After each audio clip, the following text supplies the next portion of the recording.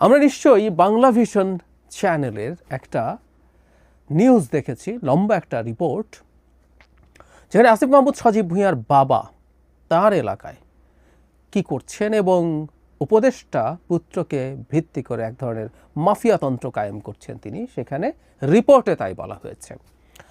চ্যানেলটা বাংলা ভিশন স্বাভাবিকভাবেই এই চ্যানেলকে বা এই রিপোর্টকে ডিনাউন্স করে দেওয়ার চেষ্টা করা হচ্ছে, যেহেতু এই চ্যানেলটার মালিক জনাব ইশরাক হোসেন মালিকদের মধ্যে তিনি আছেন এবং কিছুদিন আগে জনাব ইশরাকের সাথে ঢাকা দক্ষিণের মেয়র হওয়া নিয়ে আসিফ মাহমুদ সজীব ভুঁইয়ার একটা সংঘাত ছিল। তাই প্রশ্ন কেউ করতেই পারেন, তুড়ি মেরে কেউ উড়িয়ে দিতেই পারেন যে সেই ধারণার বশবর্তী হয়েই সেটার জন্যই তিনি আক্রমণাত্মক হয়েছেন জনাব আসিফ মাহমুদের বিরুদ্ধে।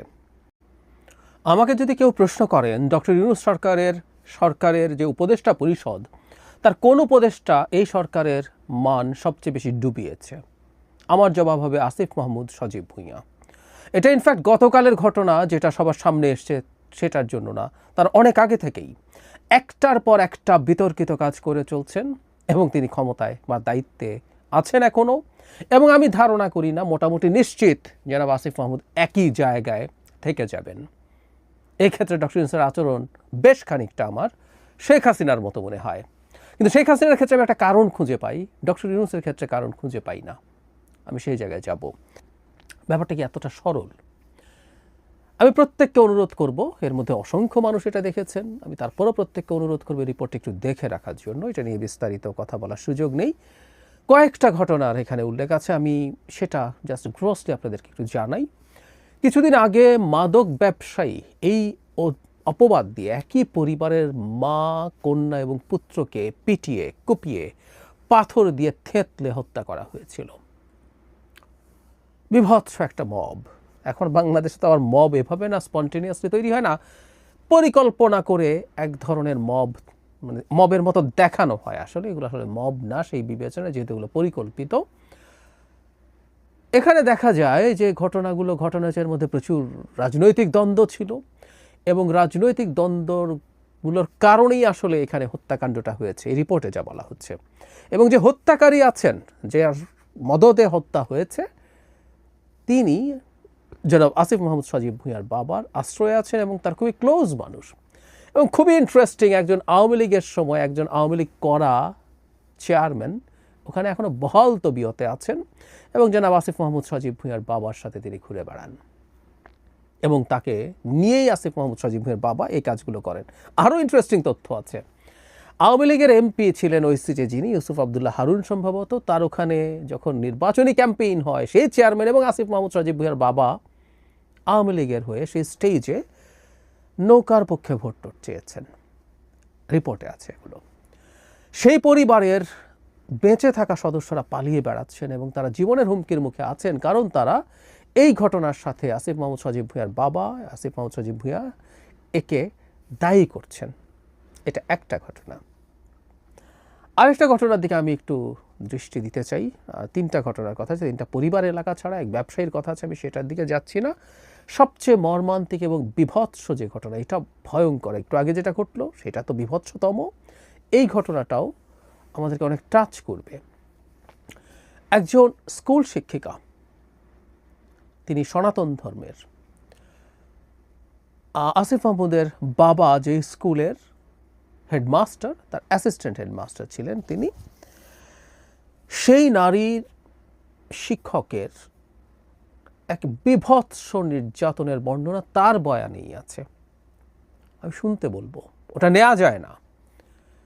কিভাবে তাকে আটকে রেখে নির্যাতন করা হয়েছে, ঘন্টার পর ঘন্টা তাকে বিবস্ত্র করে ফেলার চেষ্টা করা হয়েছে, অনেক ক্ষেত্রে শরীরে জখম হয়েছে। এখানেও মব, পরিকল্পিত মব, এক আরেক নতুন জিনিস বাংলাদেশে। তারপর তাকে স্কুল থেকে বের করে গ্রামে অবমাননাকরভাবে ঘোরানো হয়েছে। জানা যায় সেটা হচ্ছে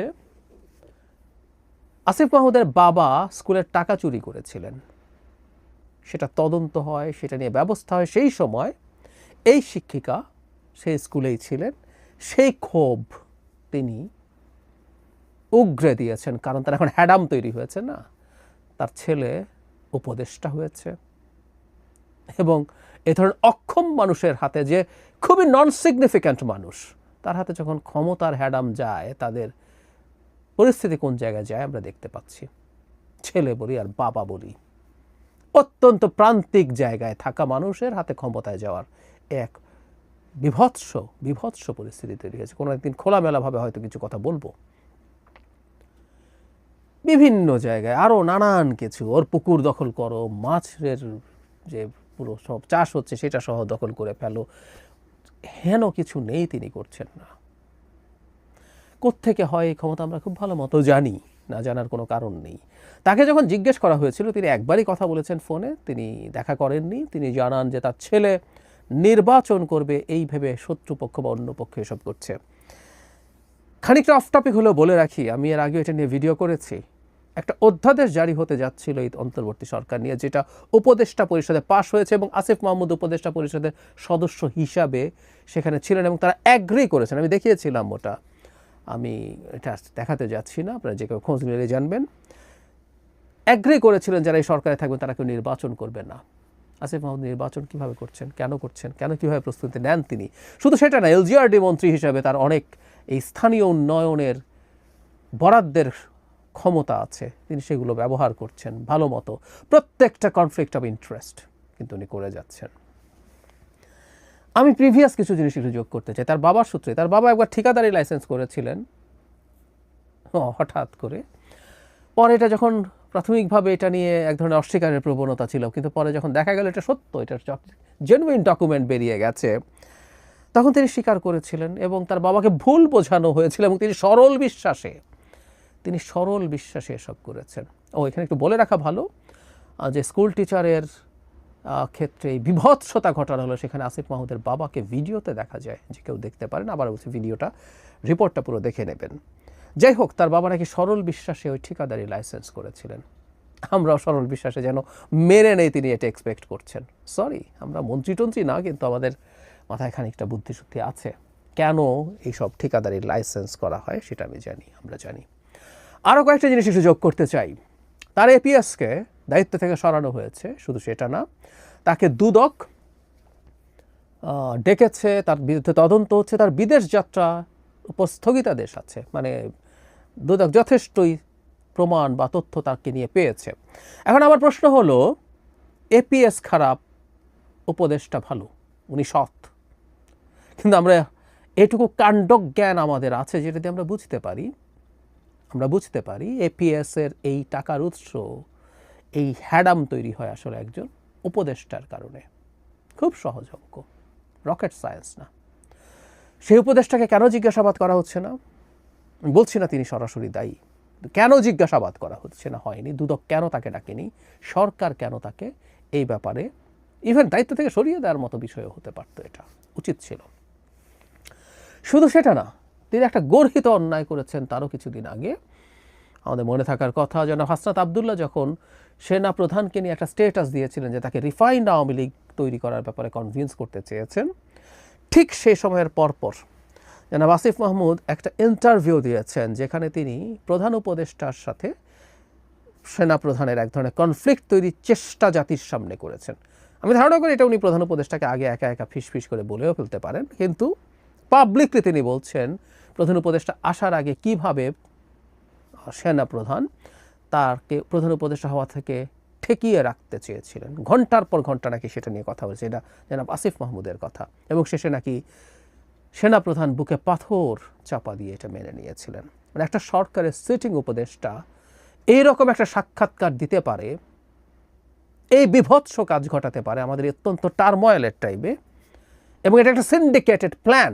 এবং এই আসিফ মাহমুদের এই সাক্ষাৎকার দেখিয়ে একজন খুব গুরুত্বপূর্ণ সোশ্যাল মিডিয়া ইনফ্লুয়েন্সার দাবি করেছিলেন যে এটা তার পরিকল্পিত, কারণ দুদিন আগে তিনি ওয়াকার কিছু একটা নেগেটিভ একটা কিছু পাবে, বোমা ফাটাবে, এটা উনি আগেই বলে রেখেছিলেন। পরে এই ভিডিওটা দেখিয়ে তিনি বলেছেন ওয়াকার সেটা পেয়েছে। তো তার মানে একজনের সাথে যোগসাজশে তিনি এই কাজগুলো করছেন সরকারে বসে বসে, এবং তাকে রেখে দেওয়া হলো। শুধু সেটাই না, নানা সময়ে তিনি এমন সব বক্তব্য দিয়েছেন যেগুলো সরকারকে বিব্রত করেছে। তার বক্তব্য এনসিপির সাথে অ্যালাইন্ড হয়েছে। এনারা এনসিপি, আসলে আমরা জানি এদের সাথে কী যোগাযোগ আছে, কেমন যোগাযোগ আছে তাও আমরা জানি, কিন্তু এগুলো প্রত্যেকটা করে অন্তত সরকারের দিক থেকে সরকারকে আরও বেশি সমালোচিত করার সুযোগ তারা সামনে নিয়ে এসেছেন। এই সব কিছুর পরও, যেমন বিশেষ করে বাংলা ভিশনের এই ঘটনার পর জনাব আসিফ মাহমুদকে, কারণ যারা ভুক্তভোগী আছেন প্রত্যেকে, এই যে টিচার আছেন তার সরাসরি ছাত্র, যে সনাতন ধর্মের যে নারী টিচারের কথা বলছি তার সরাসরি ছাত্র তিনি জনাব আসিফ মাহমুদ, এরকম প্রত্যেকের, মানে এটা না বোঝার কোনো কারণ নাই, একটা স্কুলের নন সিগনিফিক্যান্ট একজন হেডমাস্টার, নন সিগনিফিক্যান্ট একটা স্কুলের কীভাবে এতটা প্রতাপশালী হয়ে ওঠে, পাওয়ারফুল হয়ে ওঠে। সরকারের উচিত হতো জনাব আসিফ মাহমুদকে পদ থেকে অপসারণ করা, ডক্টর ইউনূস এই এত সব একটা ঘটনা না, এই এতগুলো যোগ করে সুষ্ঠু তদন্ত করা, সেটা নিয়ে পদক্ষেপ নেওয়া। কিন্তু আমি নিশ্চিত ডক্টর ইউনূস এটা করবেন না, তার এই প্রবণতা নেই। আমি আসলে জানি না কারণটা কি। শেখ হাসিনার সাথে মিলের কথা বলছিলাম, শেখ হাসিনা এটা করতেন না, কারণ স্বৈরাচারদের এক ধরনের টেন্ডেন্সিটাকে তো পোট্রে যে আমি অমনিপটেন্ট, আমি সব শক্তি আছে আমার, আমি কোনো ভুল করি না। শেখ হাসিনা নিজকে একটা গড লাইক ক্রিয়েচার মনে করতেন, তেমন তিনি ভুলের ঊর্ধ্বে, তিনি ফেরেশতা। ফলে তিনি কোনো রকম ডিজাস্টার ঘটানো মন্ত্রীকেও টরাতেন না। তো ডক্টর ইউনূস কেন সেটা করেন না? অথচ ইন্টারভিউতে খুবই বিনয়ের সাথে তিনি বলেন যে আমরা তো ভুল করছি, আমরা তো শিখছি, এটা আমাদের কাজ না।